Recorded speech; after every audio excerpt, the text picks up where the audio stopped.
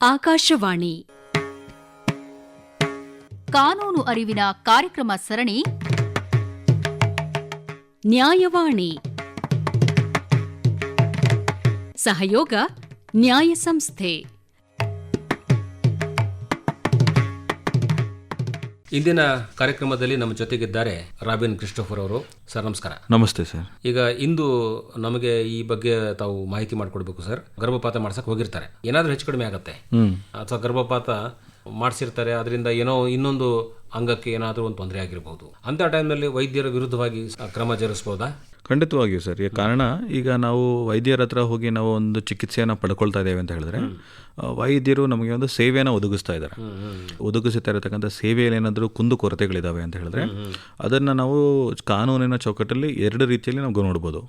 ಒಂದು, ನಾವು ಗ್ರಾಹಕರ ಒಂದು ಕೋರ್ಟ್ಗಳಿಂದ, ನ್ಯಾಯಾಲಯಗಳಿಂದವೋ ಅಲ್ಲಿ ಹೋಗಿ ನಾವು ಕೇಸನ್ನು ಹೂಡ್ಬೋದು.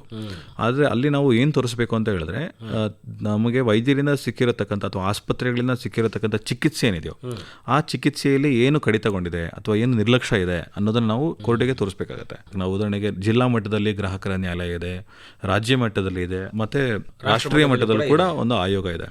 ಇತ್ತೀಚೆಗೆ 2021 ಇಸ್ವಿಯಲ್ಲಿ ಸರ್ಕಾರ ಏನು ಹೇಳಿದೆ ಅಂತ ಹೇಳಿದ್ರೆ, 50 ಲಕ್ಷವರೆಗೂ ನಮಗೆ ನಿರ್ಲಕ್ಷ್ಯದಿಂದ ನಮಗೆ ಇದು ನಷ್ಟ ಆಗಿದೆ ಅಂತ ಹೇಳಿದಾಗ ಅದನ್ನು ನಾವು ಜಿಲ್ಲಾ ಮಟ್ಟದಲ್ಲಿ ಹೂಡ್ಬೋದು, ಪರಿಹಾರ ಪಡ್ಕೊಳ್ಳೋದಕ್ಕೆ ನಾವು ನೋಡ್ಬೋದು. 50 ಲಕ್ಷದಿಂದ 2 ಕೋಟಿಯ ಮಧ್ಯದಲ್ಲಿದೆ, 2 ಕೋಟಿಗಿಂತ ಕಡಿಮೆ, ಆದರೆ 50 ಲಕ್ಷಕ್ಕಿಂತ ಜಾಸ್ತಿ ಇದೆ ಅಂತ ಹೇಳಿದ್ರೆ ಅದು ರಾಜ್ಯ ಆಯೋಗಕ್ಕೆ ಅದು ಬರುತ್ತೆ, ಬೆಂಗಳೂರಿಗಿರುತ್ತೆ ಕರ್ನಾಟಕದಲ್ಲಿ. 2 ಕೋಟಿಗಿಂತ ಜಾಸ್ತಿ ಇದೆ ಅಂತ ಹೇಳಿದ್ರೆ ನಾವು ಡೆಲ್ಲಿಗೆ ಹೋಗಿಯೇ ಆ ಒಂದು ಕೇಸನ್ನು ನಾವು ದಾಖಲೆ ಮಾಡಬೇಕಾಗುತ್ತೆ. ಎರಡನೇದು, ನಾವು ಡಾಕ್ಟರ್ಸ್ ಏನಾದರೂ ನಿರ್ಲಕ್ಷ್ಯದಿಂದ ನಮಗೆ ಹಾನಿಯಾಗಿದೆ, ನೋವಾಗಿದೆ ಅಂತ ಹೇಳಿದಾಗ ಕ್ರಿಮಿನಲ್ ಕಾನೂನು ನಡೆಯಲು ಕೂಡ ನಮಗೆ ಅದಕ್ಕೆ ಕೇಸನ್ನು ಹಾಕಲಿಕ್ಕೆ ಅವಕಾಶ ಇದೆ. ಈ ಸಂಬಂಧಪಟ್ಟಂಗೆ ನಮಗೆ ನ್ಯಾಯ ಒದಗಿಸ್ಕೊಡ್ಬೇಕು ಅಂತೇಳಿ ಸಾಮಾನ್ಯವಾಗಿ ಈ ಪೊಲೀಸ್ ಸ್ಟೇಷನ್ಗಳಲ್ಲೆಲ್ಲ ಹೋಗಿರ್ತಾರೆ ಫಸ್ಟಿಗೆ. ಅಂದರೆ ಅವರಿಗೆ ಗ್ರಾಹಕರ ಒಂದು ನ್ಯಾಯಾಲಯದಲ್ಲಿ ಕನ್ಸ್ಯೂಮರ್ ಫೋರಮ್ನಾಗೆ ಹೋಗಿ ಅಲ್ಲಿ ತಮ್ಮ ಒಂದು ದಾವೆ ಹೂಡಿದರೆ ಅದು ಓಕೆ, ಆದರೆ ಕೆಲವೊಬ್ಬರಿಗೆ ಗೊತ್ತಾಗಲ್ಲ, ಅಲ್ಲಿಂದ ಹಸ್ತಾಂತರಗೊಳಿಸ್ತಾರ ಅದನ್ನು ಕೇಸುಗಳನ್ನು? ಇಲ್ಲ ಸರ್, ಎರಡೂ ಕೂಡ ಬೇರೆ ಬೇರೆ ಕೇಸ್ ಆಗಿರುತ್ತೆ. ಸೊ ಒಂದು ಸಲ ನಮಗೆ ಡಾಕ್ಟರ್ಗಳಿಂದ, ಅದು ವೈದ್ಯರಿಂದ ನಿರ್ಲಕ್ಷ್ಯ ಆಗಿದೆ ಅಂತ ಹೇಳಿದಾಗ ಅದು ನಾವು ಸೆಪರೇಟಾಗಿ ಪೊಲೀಸರ ಮುಂದೆ ಹೋಗಿ ನಾವು ಒಂದು ಕಂಪ್ಲೇಂಟನ್ನು ನಾವು ದಾಖಲಿಸ್ತಾ ಇದ್ದೇವೆ ಅಂತ ಹೇಳಿದಾಗ ಅದು FIR ಆಗಿ, ಕಂಪ್ಲೇಂಟ್ ಆಗಿ, ಚಾರ್ಜ್ ಶೀಟ್ ಆಗಿ ಅದರ ಪ್ರಕಾರದಲ್ಲಿ ನಡೆಯುತ್ತೆ. ಪರಿಹಾರ ಬೇಕಾಗುತ್ತೆ, ಅವಾಗ ಮಾತ್ರ ನಾವು ಗ್ರಾಹಕರ ಆಯೋಗಕ್ಕೆ ಹೋಗಬೇಕಾಗುತ್ತೆ. ಅಂದರೆ ಈಗ ಜಿಲ್ಲಾ, ರಾಜ್ಯ ಮತ್ತು ರಾಷ್ಟ್ರ ಮಟ್ಟದಲ್ಲಿ ಗ್ರಾಹಕ ಆಯೋಗಗಳಲ್ಲಿ ಈ ಪ್ರಕರಣಗಳನ್ನು ನಾವು ದಾಖಲಿಸಬಹುದು. ಯಾವ ರೀತಿಯಾಗಿ ನಾವು ಪರಿಹಾರನ ಕೇಳ್ತಾ ಇದೆಯೋ ಅಥವಾ ಎಷ್ಟು ಹಾನಿ ಆಯಿತು ಅಂತ ಅನ್ನೋದನ್ನ ಅವರು ಬಿಂಬಿಸ್ತಾರೆ, ಆ ಟೈಮಲ್ಲಿ ಹೇಳ್ತಾರೆ. ಈಗ ಸಿವಿಲ್ ನ್ಯಾಯಾಲಯಗಳಲ್ಲಿ ಪ್ರಕರಣಗಳನ್ನು ದಾಖಲಿಸಬಹುದಾ? ಹೌದು, ಅದರಲ್ಲೂ ದಾಖಲಿಸಬಹುದು.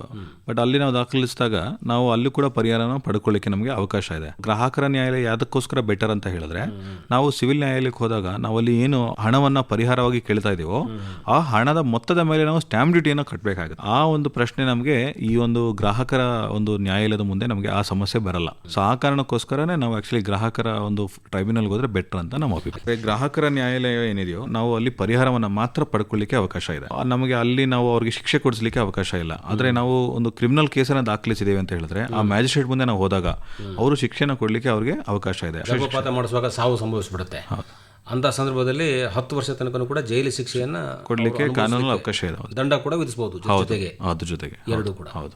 ಹೀಗೆ ಒಂದು ಸೇವೆ ನೀಡಬೇಕಂದಾಗ ಅದರಲ್ಲಿ ತುಂಬ ಜಾಗರೂಕತೆ ಇರಬೇಕಾಗತ್ತೆ. ಯಾಕಂದರೆ ಯಾವುದೇ ರೋಗಿಯ ಪ್ರಾಣದೊಂದಿಗೆ ವೈದ್ಯರು ಚೆಲ್ಲಾಟ ಆಡುವಂತಿಲ್ಲ. ಈ ಒಂದು ರಕ್ಷಣೆಯನ್ನು ಕಾನೂನಾತ್ಮಕವಾಗಿ ನೀಡಿ ಜನರ ಒಂದು ಸೇವೆಯನ್ನು ಕೂಡ ಮಾಡ್ತಾ ಇದೆ ಅಂತ ಅನ್ನೋದನ್ನು ತಿಳ್ಕೊಬೇಕು ನಾವು. ಕಾನೂನು ನಮ್ಮ ಜೊತೆಗಿದೆ, ಯಾವತ್ತು ಖಂಡಿತ ನಮಗಾದಂತಹ ನಷ್ಟವನ್ನು ನಾವು ವಾಪಸ್ ಪಡಿಬಹುದು. ಈ ಬಗ್ಗೆ ಕಾನೂನಾತ್ಮಕವಾಗಿ ಯಾವ ರೀತಿ ಕ್ರಮ ತೆಗೆದುಕೊಳ್ಬಹುದು ಅಂತ ಅನ್ನೋದನ್ನು ತಾವು ಮಾಹಿತಿ ಮಾಡಿಕೊಟ್ಟಿದ್ದೀರಿ. ನಮ್ಮ ಕೇಳುಗರ ಪರವಾಗಿ ನಿಮಗೆ ಧನ್ಯವಾದಗಳು ಸರ್. ನಮಸ್ಕಾರ. ನಮಸ್ಕಾರ ಸರ್. ಇದುವರೆಗೆ ನ್ಯಾಯವಾಣಿ ಕಾನೂನು ಅರಿವಿನ ಕಾರ್ಯಕ್ರಮ ಸರಣಿ ಕೇಳಿದಿರಿ. ಸಹಯೋಗ ನ್ಯಾಯ ಸಂಸ್ಥೆ. ಕಾನೂನು ಮಾಹಿತಿಗಾಗಿ kannada.nya.org ವೆಬ್ಸೈಟ್ ಅನ್ನು ಅಥವಾ 965001081007 ವಾಟ್ಸ್ಆಪ್ ಸಂಖ್ಯೆಯನ್ನು ಸಂಪರ್ಕಿಸಬಹುದು. ನಿರ್ಮಾಣ ಜಾಂಪಣ್ಣ ಆಶಿಹಾಳ್. ಸಮಗ್ರ ನಿರ್ವಹಣೆ ಡಾಕ್ಟರ್ AS ಶಂಕರನಾರಾಯಣ. ಈ ಕಾರ್ಯಕ್ರಮ ಆಕಾಶವಾಣಿ ಬೆಂಗಳೂರು ಕೇಂದ್ರದ ಕೊಡುಗೆ.